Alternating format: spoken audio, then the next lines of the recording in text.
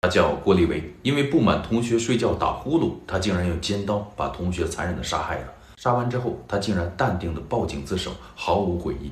关键是呢，这两个人还是最好的朋友，这也让我们不禁感慨呀，高学历不代表着高素质，大学生凶残起来那更是毫无人性。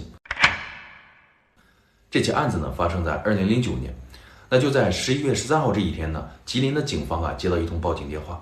这打电话的人呢，声音是非常平静，说了：“你们来抓我吧，我在农业大学，我叫郭立维，我刚刚把我的室友杀了。”那警方来到现场之后呢，看到这报警人郭立维那一副文弱书生的样子，当时年仅23岁。他说的就是因为这个室友睡觉打呼噜，我太烦了，我忍不了了，我就捅死他。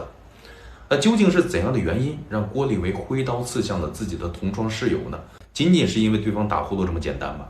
这一切呢，还得从他这个生长环境说起。那郭立维呢，从小出生在一个吉林的